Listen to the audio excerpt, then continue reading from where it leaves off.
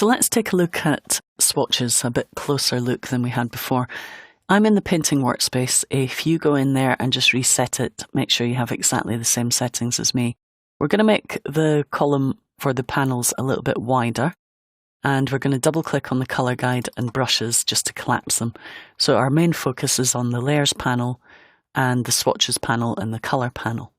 Now I've already coloured the dress and shoes with a global colour represented by this little white outline around my swatch. Now the nice thing about that is if I double click it and make a change, notice that everything that uses that colour is changed, even though I haven't got them selected, those layers. So global colours are incredibly powerful. Now I haven't done that for the skin yet. I've got lots of areas that are coloured using this skin tone, but it makes sense for me to recolour them using a global colour. Now at the moment, only each of these elements is on different layers. So if I select one of them, a quick way of selecting all of the same fill colour is to go to Select, Same, Fill Colour. And what we're going to do is we're going to create a new swatch from that colour. And I can do that as well as from the colour panel that we had a look at before. I can create a new swatch just by clicking and dragging it from the main swatch onto here. Now at the moment it's not a global colour, so if I double click it and just want to change it, I can go in there, make a change, and if I preview that, it will affect everything that uses that colour. So you can use global colours to affect all the instances of that colour within a comp. Just be aware that if you adjust the tint of that colour, it doesn't work the same way. You need to actually make a selection to adjust the tint, and that's going to make your tint semi-transparent, if you like, so that we're getting like a transparency setting for the colour and using it to tint the object instead of fill it. Okay, so we're going to load up some more swatches and have a look at them. Before I do, I'm just going to deselect this, and I can do that by hitting Command-Shift-A or Control-Shift-A on Windows to deselect, or you can go to the Edit menu to deselect there. And we're going to go into our Swatch Libraries menu.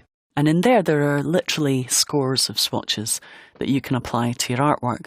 Some of them are just basic colours. So if I go into something like kids stuff, for example, that's going to open up all of these colour swatches, and they're saved into groups. We'll have a look at groups a little bit later. But I want to go back in there, and I don't want kids stuff. I'm going to choose gradients, and I'm just going to choose the bright gradients and click on one of those to add it to my selection. So this is like the library, so I click on it here and it adds it to my selection of swatches here. Then I'm going to go back in here and I'm going to choose another one, patterns, and let's go into decorative patterns, and I want to select one of the Vonster patterns that come free with Illustrator. Now if I want to see them a bit more clearly, I can go to large thumbnail view and just select one of those. So I've got enough of these to work with now, and what I'm going to do is just select this dress. So I'll select both the elements of the dress, and you'll notice that if I click on the gradient, it applies a gradient.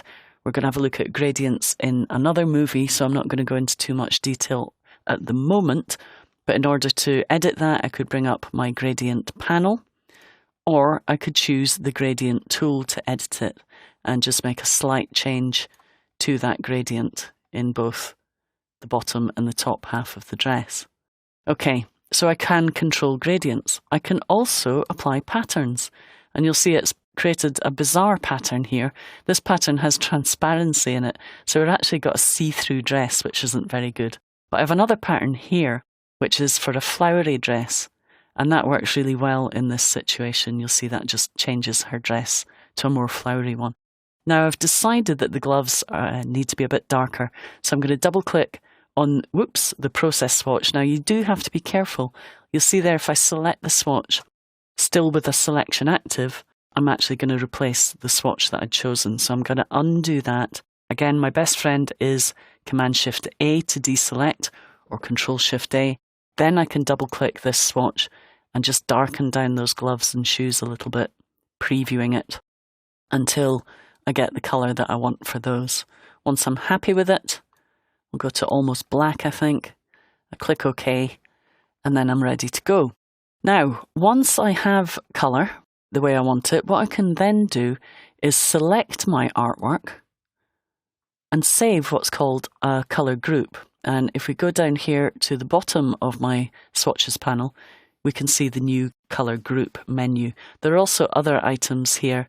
You can view just the gradient swatches or view just your pattern swatches and selectively view swatches in your document. Now, until I save these swatches into groups, I have no way of kind of coordinating them.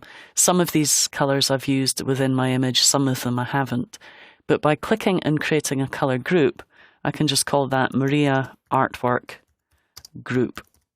And there's various options in there for converting process colour to global. We'll cover process colour in another tutorial. And also you can include swatches for tints that we had a look at earlier. So I click OK, and if we scroll down, it's created a group with all the colours that I've used in this document, making it easy for me to go in and reselect them. Now you will notice it hasn't saved the patterns in there, so patterns won't be saved. And also gradients will be saved as colours. It'll save the individual colours from the gradients, but it won't save the gradient itself. So just be aware of that when you're saving these little groups. Now if I go to small thumbnail view, you can see now here are the groups of colours that I've used in my document. Now, when you save this document, it will save all of the colours that you've used with the document. But if you want someone else to use these colours, you may want to save your swatches as an external file to give to other people. Now, if I go into this menu here, I can open swatch libraries and save swatch libraries. There are also other options for swatches in here. So you can get access to dialog boxes. There's various different ways of sorting and selecting unused colours.